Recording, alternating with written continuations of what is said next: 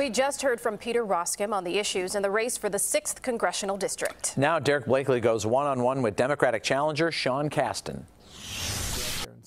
As with Congressman Roskam, we began by asking Sean Casten about the GOP tax cut, which Roskam strongly backed.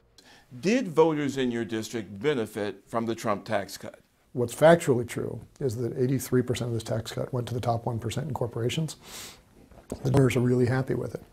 The corporations have overwhelmingly used it to pay dividends and stock buybacks. And follow the math here, 35% of U.S. equities are owned by foreigners. That means that more money left the country than went to 99% of Americans. You've advocated for rolling back that tax cut? Yeah, it was just an irresponsible bill. We were also, prior to the passage of that tax cut, at a point where wealth inequality in this country was approaching record highs, not really seen since before the Great Depression. And in what reasonable world do you say, you know, what we need to do is to give more money to the wealthy? I think there's a lot of priorities that the country had that we still have, and the only thing that tax bill has done is given us fewer resources to fund those priorities. And Casten has blasted Congressman Roskam for his votes to repeal Obamacare.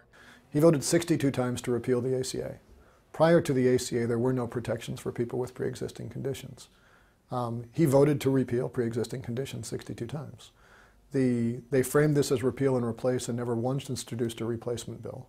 What has changed in this district that makes this race so much tighter than Peter Roskam's previous races? I don't actually think that the district has changed. I think the character of the Republican Party has changed. The first manifestation of how the Republican Party was changing was when Donald Trump ran for president. And this district overwhelmingly preferred Hillary Clinton to Trump. Peter voted to remove birthright citizenship under Obama. He voted to deport people who'd self-identified under DACA under Obama. Trump is carrying out an agenda that is completely consistent with Peter Roskam's values. That's why he's not calling him out. Give us a closing statement. What would your closing statement to the voters be? What I really want is for this to be a referendum on values. It's unfortunate that we're running this one against someone who doesn't share my values. And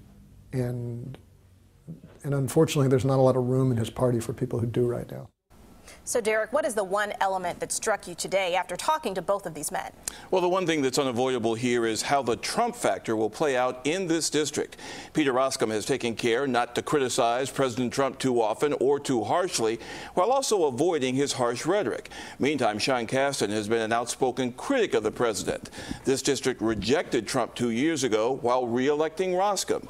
This time around, Roskam is hoping that voters who dislike Trump won't take it out on him. And Roskam's trying to link Casten to House Speaker Mike Madigan, as many people do. And if he goes to Congress, Mike Madigan won't have anything to do with what the congressman's doing. Yeah, that's kind of a red herring, but it's also, you know, right out of the Republican playbook. Everyone is a tool of Mike Madigan, and they've tried that with J.B. Pritzker and just about everybody on the Democratic ticket. We see that in all the ads. Exactly. Yeah, thank you, Derrick.